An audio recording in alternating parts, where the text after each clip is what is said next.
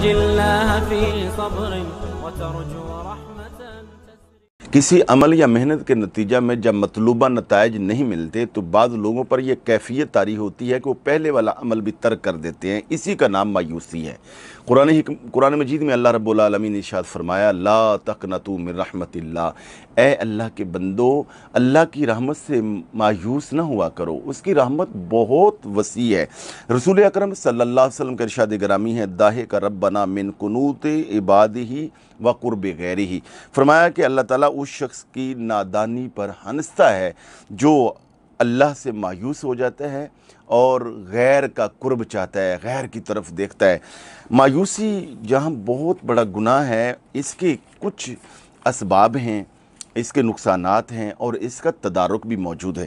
اسباب کیا ہے کہ مسلسل ناکامیاں انسان کو مایوسی کی طرف لے جاتی ہیں، اور اس کی ایک وجہ یہ بھی ہے کہ انسان امکانات کو صرف اپنی نگاہ سے دیکھتا ہے، جبکہ انسانی امکانات بڑے محدود ہیں۔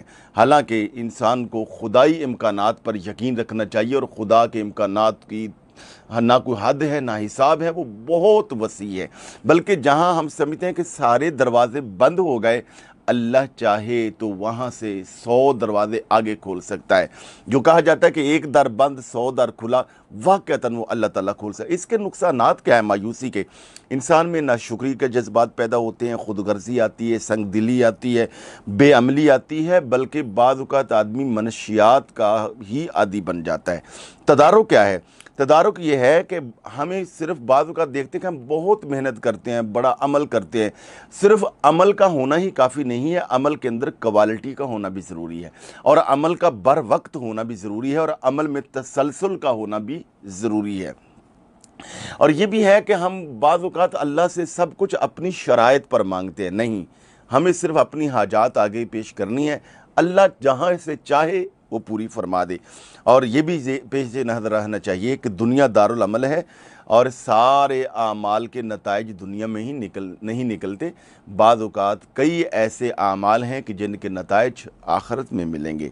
اور اس کا ایک حل یہ بھی ہے کہ ہمیں قرآن سے جڑنا ہوگا، اور فہم قرآن کا ذوق پیدا کرنا ہوگا، سیرت طیبہ کا مطالعہ کرنا ہوگا، اور اہل ہمت کی صحبت میں بھی بیٹھیں، اور اہل ہمت جنہوں نے بار بار ناکامیاں زندگی میں ملی اور پھر وہ آگے بڑھے، ایسے لوگوں کی سیرت اور سوانح کا بھی مطالعہ کرنا ہوگا۔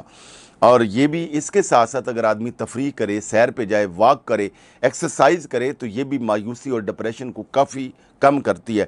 الغرض خدا پر عقیدہ اور مایوسی یہ دونوں جمع نہیں ہو سکتے۔ لا تقنطوا